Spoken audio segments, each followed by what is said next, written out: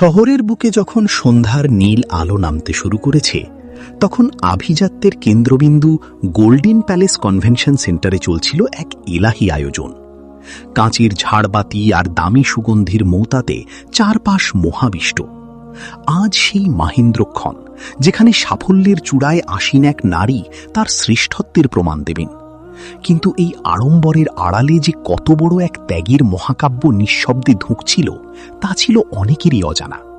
মঞ্চের প্রতিটি আলোকছটা যেন একজন মানুষের বুকের দীর্ঘশ্বাসে প্রজ্বলিত হচ্ছিল।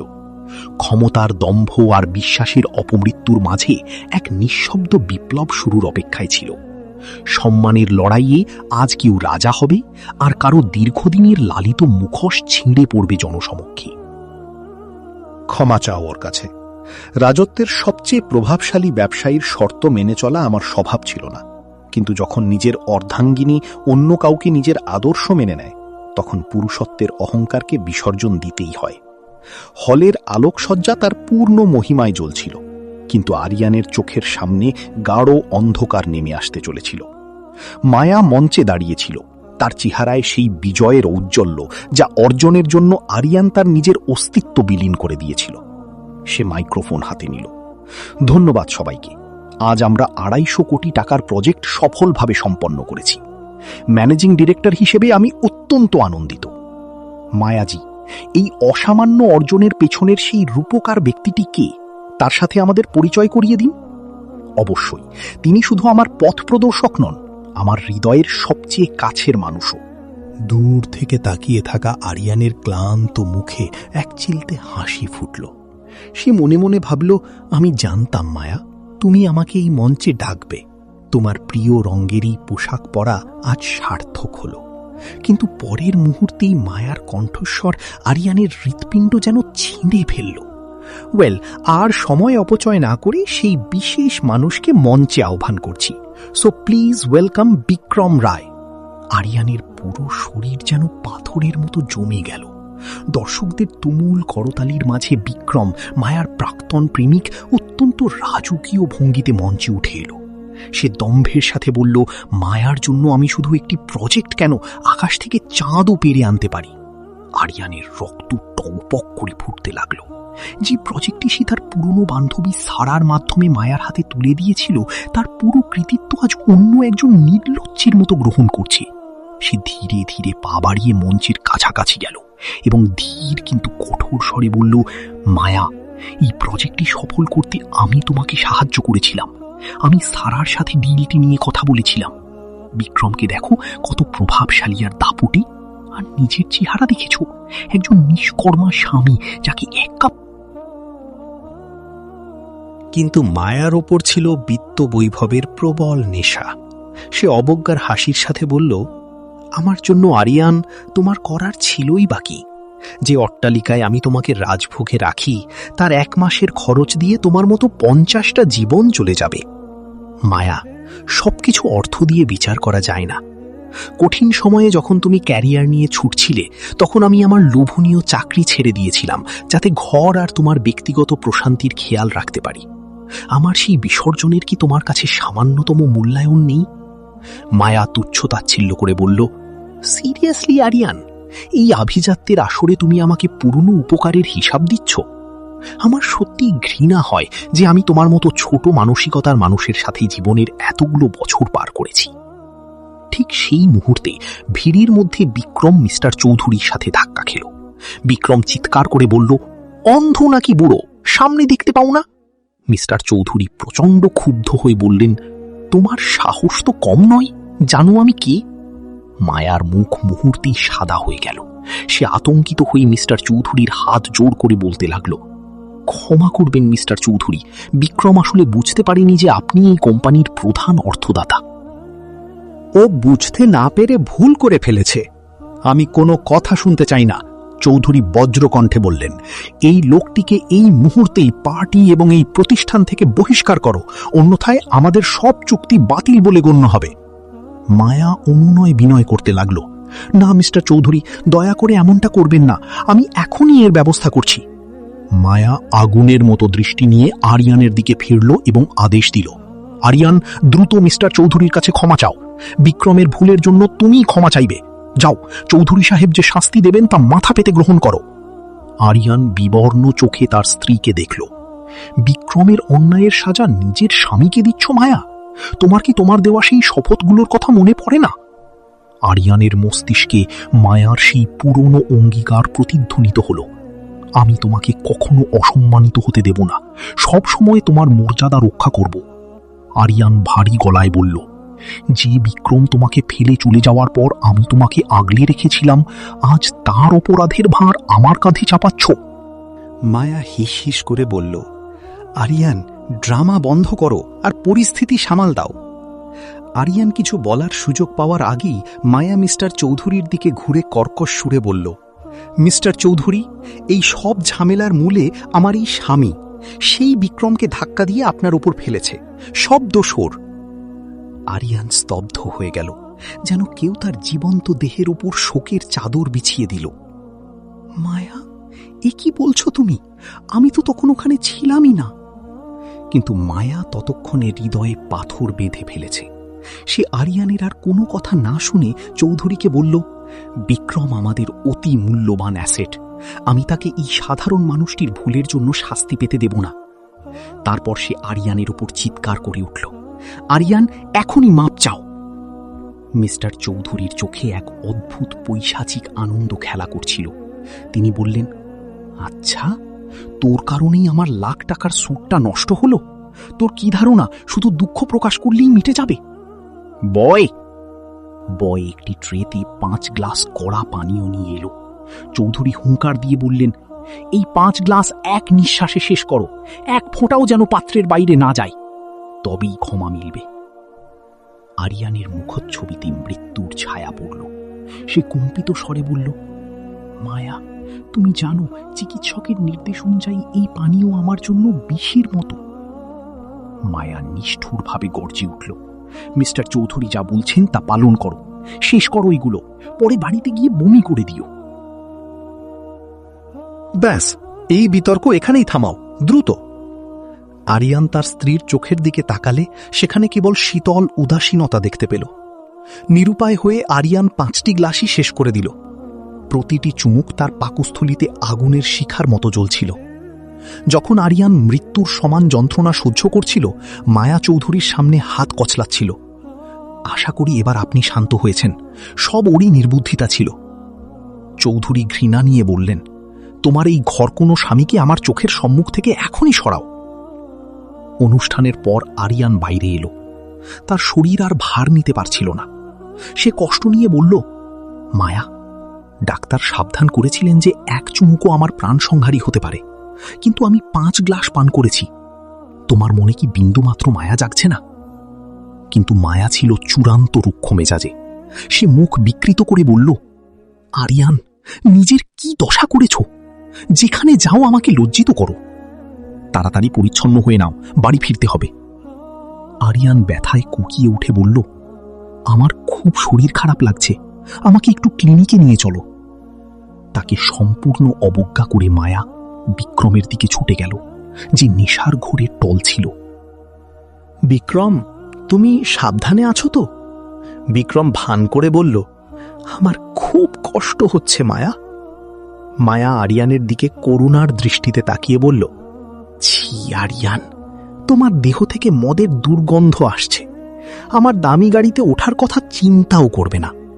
তুমি ট্যাক্সি নিয়ে বাড়ি ফেরো, আমি বিক্রমকে ওর অ্যাপার্টমেন্টে পৌঁছে দিয়ে আসছি। মায়া তাকে ফেলে রেখে চলে গেল।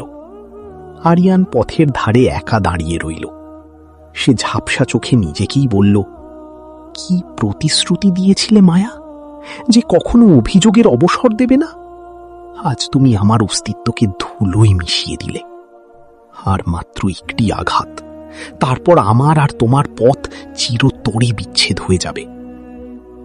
আরিয়ান সেখানেই স্থির হয়ে তার আইনজীবীকে কল দিল। নিশান স্যার, আর কালক্ষেপণ করবেন না, বিচ্ছেদনামা প্রস্তুত রাখুন। তিনি আরিয়ানের প্রাণ বাঁচাতে গিয়ে ঘাতক ট্রাকের সামনে নিজেকে বিলীন করে দিয়েছিলেন। মায়ার বাবা কাঁপা কাঁপা হাতে আরিয়ানের হাত চেপে ধরলেন এবং বললেন, আরিয়ান, আমি নিজের জীবন দিয়ে তোমাকে নতুন জীবন দিলাম, আমার মেয়ে মায়ার প্রিয় মানুষ তাকে ধোঁকা দিয়ে প্রবাসে চলে গেছে। সে মানসিকভাবে বিধ্বস্ত। তুমি কি ওর দায়িত্ব নেবে? ওকে রক্ষা করবে? আরিয়ান প্রতিজ্ঞা করল, আমি কথা দিচ্ছি, আগামী 5 বছর আমি যে কোনো মূল্যে মায়ার পাশে থাকব এবং তাকে পৃথিবীর সুখী মানুষ বানাব। ঠিক সেই মুহূর্তে মায়া আর তার মা দিশেহারা হয়ে সেখানে এলো। বাবা তার শেষ আকাঙ্ক্ষা হিসেবে মায়ার হাত আরিয়ানের হাতে সঁপে দিলেন। পিতৃহীন হওয়ার শোক আর বাবার শেষ মিনতি রাখতে মায়া সেই অপরিচিত আরিয়ানকে উপাসনালয়ে গিয়ে জীবনসঙ্গী হিসেবে গ্রহণ করল। অতপর সময় বয়ে চলল, আর আরিয়ান মায়ার ছায়ার মতো হয়ে থাকল।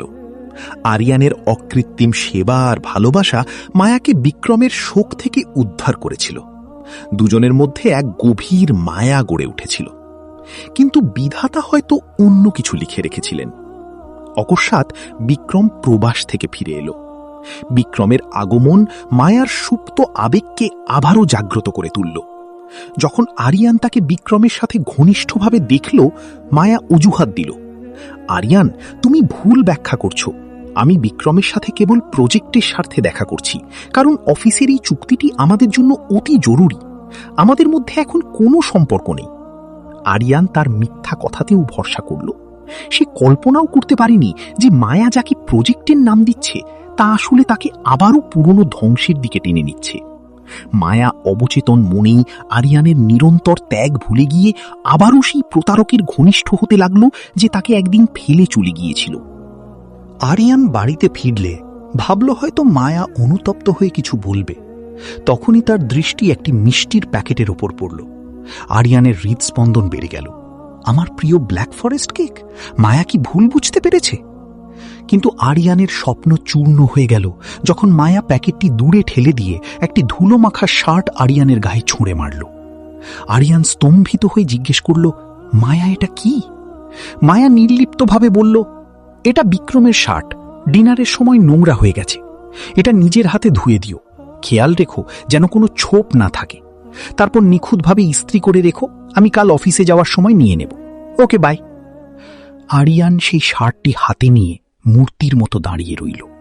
সে তার যৌবন আর স্বপ্ন এই মহিলার জন্য বিসর্জন দিল, আর বিনিময়ে কি পেল? একজন বেতনহীন ভৃত্যের তকমা। আজ তাকে অন্য এক পরপুরুষের আবর্জনা পরিষ্কার করতে বলা হচ্ছে। ঠিক সেই মুহূর্তে বিক্রমের ফোন এলো, যা স্পিকারে বাজছিল। সে ব্যঙ্গ করে বলছিল, থ্যাঙ্কস মায়া, আমার শার্টটার যত্ন নেওয়ার জন্য। যদিও আমি লন্ড্রিতে দিতে পারতাম, কিন্তু মায়া আহ্লাদিত হয়ে বলল, আরে বিক্রম, তুমি কেন কষ্ট করবে? এসব তো নিম্ন স্তরের কাজ। আরিয়ান আছে না, ও সব গুছিয়ে দেবে। বিক্রম বিদ্রুপ করে বলল, অনেক ধন্যবাদ মায়া। আর হ্যাঁ, ওই কেকটা জাস্ট অসাধারণ ছিল। ওটা খেয়ে আমার সমস্ত ক্লান্তি দূর হয়ে গেল। আরিয়ানের হাত থেকে শার্টটি খসে পড়ল। Black forest cake? ওটা আমার জন্য ছিল না। আমার পছন্দের স্বাদ আজ তুমি সেই পাষণ্ডকে দিলে যে আমাকে অপমানিত করেছে। আরিয়ানকে স্থির হয়ে দাঁড়িয়ে থাকতে দেখে মায়া চেঁচিয়ে উঠল, আরিয়ান, পাথরের মতো দাঁড়িয়ে আছো কেন? কিছু বলতে চাও? আরিয়ানের নয়নে এখন আর অশ্রু নেই, আছে জমাট বাঁধা ঘৃণা। সে প্রশ্ন করল, বলো মায়া, তোমার এই বিশেষ বন্ধুর আর কোনো সেবা করা বাকি আছে কি? আরিয়ান, সব বিষয়ে নাটক আর তিলকে তাল করা বন্ধ করো। মায়া চরম বিরক্ত হয়ে বলল, তোমার জটিলতা কি? তুমি দিন দিন কতটা অযোগ্য হয়ে যাচ্ছ। আরিয়ান ধ্রুব সত্যটি বুঝতে পারল, এই সংসারে তার কোনো আসন নেই। অতঃপর মায়া সুর নরম করে বলল, আচ্ছা শোনো, কাল আমাদের দাম্পত্যের 5 বছর পূর্ণ হবে। আমি এক অভিজাত রেস্টুরেন্টে টেবিল বুক করেছি। কাল সন্ধ্যায় আমরা সেখানে যাব। আরিয়ানের মনে এক চিলতে আশার প্রদীপ জ্বলল।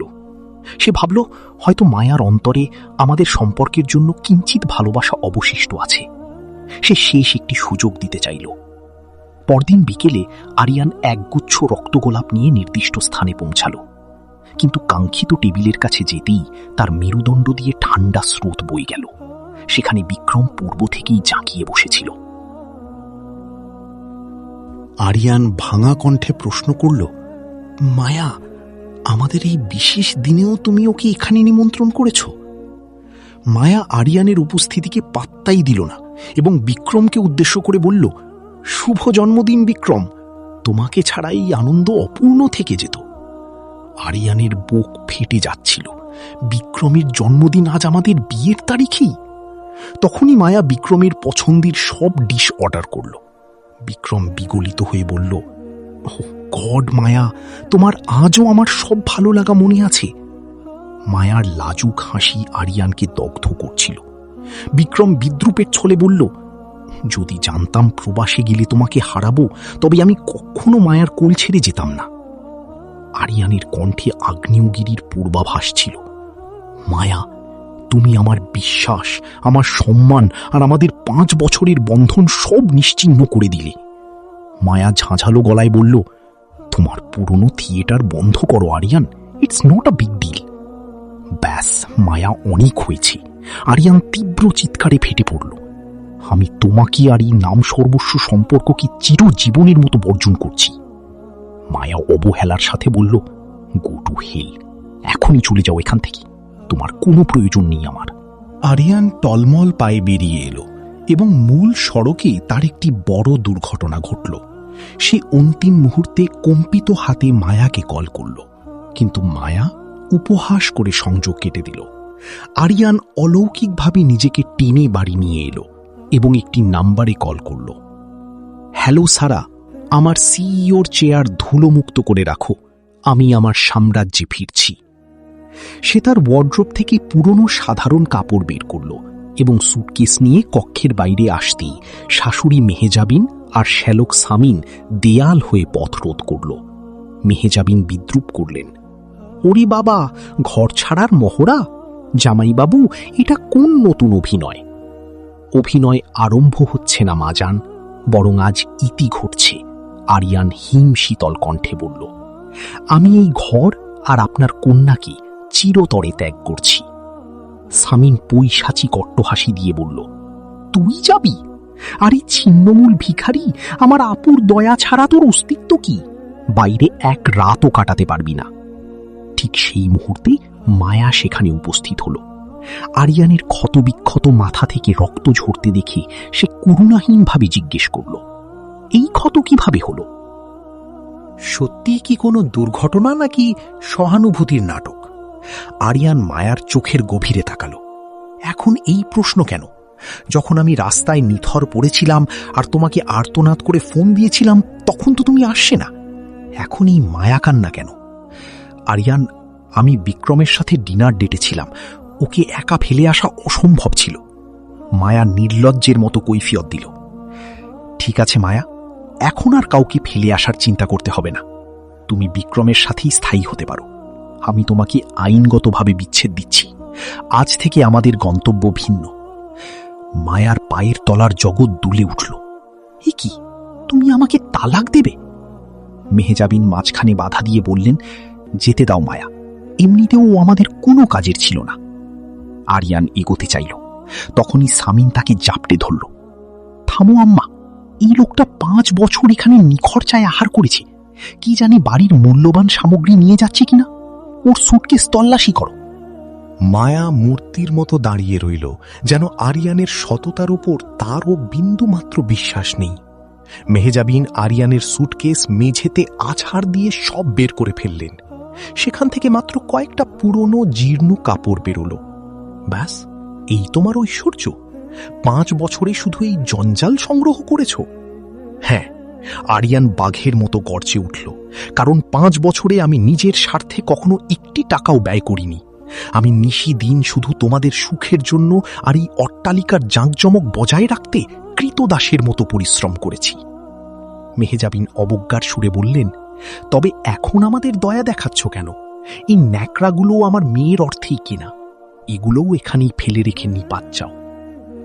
ঠিক আছে মেহেজাবিন সাহেব, আরিয়ান শান্ত কিন্তু আতঙ্কময় কণ্ঠে বলল, যদি আপনাদের মনে হয় যে এগুলো আপনার কন্যার দাক্ষিণ্য, তবে আমি এই শেষ সম্বলটুকুও এখানে বিসর্জন দিয়ে যাচ্ছি। আরিয়ান ফিরল, কিন্তু সামিন পথ আটকে দাঁড়াল। শয়তানি হাসি দিয়ে সে বলল, এতই যদি আত্মমর্যাদা থাকে তাহলে এই পরিহিত শার্ট প্যান্টও খুলে দিয়ে যা, এগুলোও আমার আপুর অর্থে কেনা।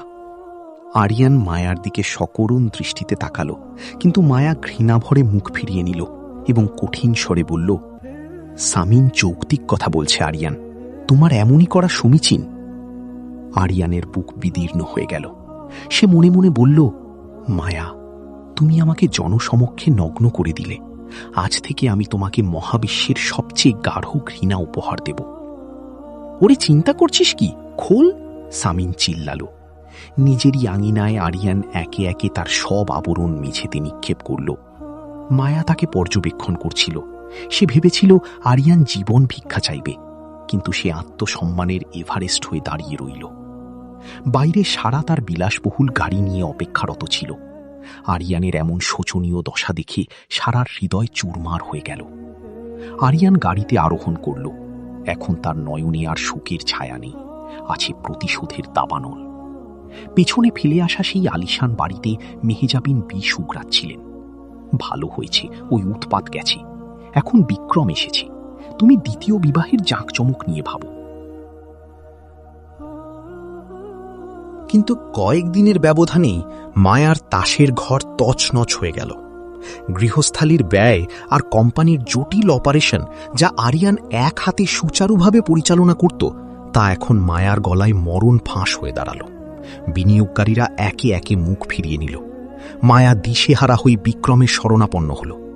বিক্রম, কিছু করো, প্রতিষ্ঠান দেউলিয়া হয়ে যাচ্ছে, আমাদের প্রচুর বিনিয়োগ প্রয়োজন। বিক্রম দেমাগ দেখিয়ে বলল, রিল্যাক্স মায়া, আরএস গ্রুপের চেয়ারপারসন সারা আহমেদ আমার অত্যন্ত ঘনিষ্ঠ। এখনই কল দিচ্ছি, সব সংকট দূর হয়ে যাবে। অন্য প্রান্তে সারার মুঠোফোনে বিক্রমের নম্বর ভেসে উঠল। সারা আরিয়ানকে জিজ্ঞেস করল, দেখো, মায়ার সাঙ্গপাঙ্গ আমাকে কেন বিরক্ত করছে। আরিয়ানের ঠোঁটের কোণে শীতল হাসি খেলা করল। রিসিভ করো সারা, আমিও অবলোকন করি এবার এদের দুর্গতি কত দূর গড়ায়। সারা ফোন ধরল এবং কর্কশ কণ্ঠে জিজ্ঞেস করল, কে বলছেন আপনি? বিক্রমের কণ্ঠ রুদ্ধ হয়ে গেল। মায়া অবাক হয়ে প্রশ্ন করল, কি হলো? তুমি তো বললে উনি তোমার খুব ঘনিষ্ঠ, কিন্তু উনি তো তোমাকে চিনতেই পারলেন না। বিক্রম নিজেকে সামলে নিয়ে ফোনের ওপাশে কাতরভাবে বলতে শুরু করল, হ্যালো ম্যাম, আমি বিক্রম রায়। আমার আরএস গ্রুপের সিইও মিস্টার আরিয়ান সিংঘানিয়ার সাথে এক বিশেষ সভা করতে হবে। দয়া করে একটু দেখুন। সারা আরিয়ানের অভিমুখে তাকাল। আরিয়ান গ্রিন সিগন্যাল দিল। সারা বলল, ঠিক আছে, কাল সন্ধ্যায় আরএস গ্রুপের বার্ষিক উৎসব অনুষ্ঠানে চলে এসো। ফোন বিচ্ছিন্ন হয়ে গেল। মায়া আর বিক্রমের মনে হল তারা ধ্বংসের কিনারায় এক মুঠো আকাশ খুঁজে পেল। উৎসবের কিঞ্চিত পূর্বে আরিয়ান মায়ার দপ্তরে প্রবেশ করল। তাকে দর্শন মাত্রই মায়া চিৎকার করে উঠল, তুমি এখানে কি আবর্জনা নিতে এসেছ? আরিয়ান পকেট থেকে বিচ্ছেদপত্র বের করে টেবিলে আছাড় মারল। এটা ডিভোর্স পেপার মায়া, আমি স্বাক্ষর করে দিয়েছি। এখন তুমিও তোমার দায়মুক্ত করো। আমি এই নরকতুল্য সম্পর্ক থেকে চির মুক্তি চাই, আর তোমাকে এই নিকৃষ্ট মানুষটির সাথে থাকতে হবে। মায়া ক্রোধে হিতাহিত জ্ঞান হারিয়ে বলল, তোমার দুঃসাহস কত যে আমাকে বর্জন করবে? সে প্রচণ্ড ঝুঁকি সই করল এবং কাগজগুলো ছুঁড়ে ফেলে দিয়ে চিৎকালো, এই নাও, আজ থেকে তোমার সাথে সব লেনদেন শেষ। নিজের অভিশপ্ত ছায়া নিয়ে এখান থেকে দূর হয়ে যাও। আরিয়ান নিঃশব্দে প্রস্থান করল। রজনীতে উৎসব অনুষ্ঠানে মায়া, মেহেজাবিন আর সামিন রাজকীয় আড়ম্বর দেখে চক্ষু স্থির হয়ে গেল। মেহেজাবিন দম্ভ ভরে বললেন, এই সব ঐশ্বর্য বিক্রমের বদৌলতে হয়েছে, নয়তো তোমার ওই ভবঘুরে স্বামী কি কখনো এমন জৌলুস দেখাতে পারত? মায়া বিরক্ত হয়ে উত্তর দিল, একবার আরিয়ান সিংঘানিয়ার সাথে চুক্তি হয়ে যাক, তারপর দেখো সেই পুরনো আরিয়ান কিভাবে আমাদের পদতলে বসে ক্ষমা ভিক্ষা চায়, কিন্তু আমি তাকে কখনো ক্ষমা করব না। বিক্রম পানিয়ে চুমুক দিয়ে বলল, একদম সঠিক। আরিয়ান সিংঘানিয়া তো অগণিত অর্থ এভাবেই ঢেলে দেন। শুধু একবার আমার আলোচনার সুযোগ হোক, আমি তাকে এমন মোহাবিষ্ট করব যে আমরা সবাই অঢেল সম্পদের মালিক হয়ে যাব। চিয়ার্স। সহসা পুরো মহলে এক শ্বাসরুদ্ধকর নিস্তব্ধতা নেমে এলো। সকলের চাক্ষুষ দৃষ্টি সিঁড়ির প্রবেশপথের দিকে নিবদ্ধ হল। ধূসর রঙের স্যুট পরিহিত, নয়নে প্রলয়ঙ্কুরী দৃষ্টি নিয়ে আরিয়ান সিংঘানিয়া অর্থাৎ আরিয়ান নিচে অবতরণ করল। পুরো হলরুম করতালির গর্জন আর ফ্ল্যাশলাইটের আলোয় ফেটে পড়ল। মায়ার মেরুদণ্ড হিম হয়ে গেল। এই আরিয়ান সিংহানিয়া! সামিন আর মেহেজাবিনের পায়ের তলার জমিন যেন ধসে গেল। আরিয়ানকে সন্নিকটে আসতে দেখি মায়ার হৃদকম্পন আকাশচুম্বী হল। এক প্রলয়ঙ্করী আতঙ্ক সবার মনস্তত্ত্বে গেঁথে গেল। মায়া আর তার পুরো পরিবার আরিয়ানের পায়ে বিদীর্ণ হয়ে লুটিয়ে পড়ল। মায়া আর্তনাদ করে বলল, আরিয়ান, দুঃখিত আরিয়ান স্যার, আমাদের অতি মারাত্মক পদস্খলন হয়ে গেছে। আমি তো কেবল তোমাকেই ভালোবাসি, দয়া করে আমাকে ক্ষমা করে দাও। আরিয়ানের অধরে এক নারকীয় হাসি প্রস্ফুটিত হল। ক্ষমা? যেদিন আমার শেষ ধৈর্যটুকু ভস্মীভূত হয়েছিল, সেই দিনই ক্ষমার মহাফেজখানা চিরতরে ভস্মীভূত হয়ে গেছে মায়া। আজ ক্ষমা নয়, বরং প্রায়শ্চিত্তের কাল। তার তীক্ষ্ণ নজর সামিন আর বিক্রমের ওপর গিয়ে পড়ল। সামিন, মনে আছে সেই দিনটি যখন আমি সেই নরক ত্যাগের সময় তুমি আমার আবরণ উন্মোচন করেছিলে? সামিন থরথর করে কাঁপতে কাঁপতে বলতে লাগল, আরিয়ান ভাইয়া, আমি তো অবুঝ, আমি তো ওদের কুমন্ত্রণায় পড়ে গিয়েছিলাম, আমি কোনো অন্যায় করিনি। যেই মাত্র তারা কম্পিত দেহে নগ্ন হল, আরিয়ান ঘৃণা নিয়ে বলল, এই মিথ্যে আভিজাত্যের মোড়ক পরে নিজেদের সম্রাট ভাবছিলে? দেখো নিজেদের প্রকৃত রূপ, পথচারী ভিখারির মতো উলঙ্গ হয়ে দাঁড়িয়ে আছো। আরিয়ান এবার মায়ার অভিমুখে ফিরল। মায়া, মনে আছে সেই বিভীষিকাময় রজনী, যখন তুমি এই কাপুরুষের জন্য আমাকে প্রাণঘাতী তরল পান করতে বাধ্য করেছিলে? আজ সেই দহনের প্রতিদান দহন দিয়েই হবে। এখন তুমি নিজের অস্তিত্ব রক্ষার জন্য এই 5টি পাত্র পান করো, এক তিল বিরতিহীনভাবে। মায়ার নয়নে মৃত্যুর বিভীষিকা নাচছিল। আরিয়ান, আমি নিঃশেষ হয়ে যাব, আমি এটা সহ্য করতে পারবো না। আরিয়ান হুঙ্কার দিল, বিনা বাক্যে পান করো, অন্যথায় প্রহরী বাহিনী তোমার অস্থি চূর্ণ করে দেবে। অবশেষে আরিয়ান মেহেজাবিনের দিকে অগ্রসর হল। মেহেজাবিন ভয়ে পিছু হটতে লাগলেন। আরিয়ান করতল ভর্তি কৃষ্ণ বর্ণের। আরিয়ান চরম ঘৃণা ভরে বলল, সেই জননী যে নিজের কন্যার সুখ বিসর্জন দিতে দেখে উল্লাস করে, সেই জননী হওয়ার যোগ্য নয়। বিনা বাক্যে এই কালি নিজের বদনে মাখুন, অন্যথায় ফলাফল ভয়াবহ হবে। মেহিজাবিন থরথর করে কাঁপতে কাঁপতে বিলাপ করলেন, আমাকে অব্যাহতি দাও, আমার সামাজিক সম্মান বিলীন হয়ে যাবে। আরিয়ানের হৃদয় তখন গ্র্যানাইট পাথরে পরিণত হয়েছে। মাখুন এটা, আপনার বংশের মিথ্যে অহমিকায় এই কালই উপযুক্ত। এখন সমগ্র বিশ্ব প্রত্যক্ষ করবে যে এক শান্ত মানবের ধৈর্যচ্যুতির চূড়ান্ত পরিণাম কতটা ভয়ঙ্কর হতে পারে। মেহিজাবিন কম্পিত হস্তে নিজের সর্বাঙ্গ কালো করলেন। নগ্ন অবস্থায় সামিন আর বিক্রম আতঙ্কে প্রাণ বাঁচাতে ধাবিত হতে চাইলেন, কিন্তু আরিয়ানের বজ্রকণ্ঠের হুঙ্কার তাদের স্তম্ভিত করে দিল। সিঙ্গানিয়া সাম্রাজ্যের আসর থেকে পলায়ন এত সহজসাধ্য নয়। তুই কি ধারণা করেছিলিস স্বামী? এ কি জালিয়াতি স্বামীন? বিক্রম, এই ভয়ঙ্কর সত্য কি ধ্রুব? আরিয়ান অট্ট হাসিতে মেতে উঠল। মায়া, এই পাপিষ্ঠরা তোমার প্রতিষ্ঠানের অর্থ ভুয়ো ব্যাংক হিসাবে পাচার করে দিয়েছিল। আর সবচেয়ে আকর্ষণীয় তথ্যটি শোনো, যেই বিনিয়োগকারীদের এরা প্রতারণা করার অপচেষ্টা করেছিল, তারা সকলেই আমার ছদ্মবেশী প্রতিষ্ঠান ছিল। আমি খন্না ইনফোটেকের প্রতিটি বিনিয়োগকারীর মালিকানা হস্তগত করেছি। এখন তুমি অধিপতি নও, বরং ফুটপাতে দিনাতিপাত করা এক নামহীন ভিখারি। মায়া উন্মাদিনীর ন্যায় চিৎকার করে উঠল, আরিয়ান, তুই আমার সব সত্য লুণ্ঠন করলি, আমাকে বিশ্বাসঘাতকতা দিলি। তারপর সে স্বামীনের দিকে ফিরল। আর তুই স্বামীন, তুই তো আমার সহোদর ছিলি, আমার আপন সত্তা। তুই নিজের দিদির বক্ষভেদ করে ছুরি মারি। তখনই আরিয়ান দুর্দণ্ড প্রতাপে আদেশ দিল, প্রহরী, এদের ঘাড় ধাক্কা দিয়ে নর্দমায় ছুঁড়ে ফেল। যেই মাত্র প্রহরী বাহিনী অগ্রসর হল, মায়া আরিয়ানের চরণে বিদীর্ণ হৃদয়ে আছাড় খেল। আরিয়ান, এমন নিগ্রহ করো না, আমি তোমার বিবাহিতা স্ত্রী, দয়া করে আমায় ক্ষমা দান করো, আমার বড় ভুল হয়ে গেছে আরিয়ান। আরিয়ান নিজের চরণটি সজোরে সরিয়ে নিল এবং পাষাণ কণ্ঠে বলল, প্রহরী, এদের ঘৃণ্যভাবে ঘষতে ঘষতে এই প্রাঙ্গণ থেকে নিষ্ক্রান্ত করো। আরিয়ানের এই চূড়ান্ত আদেশের সাথে সাথে মেহেজাবিন, শামিন, বিক্রম আর মায়াকে প্রহরীরা চরম লাঞ্ছনাদায়ক ভঙ্গিতে ঘষতে ঘষতে বাইরে নিক্ষেপ করল। তাদের করুণ আর্তনাদ রজনীর নিস্তব্ধতায় ধীরে ধীরে বিলীন হয়ে গেল।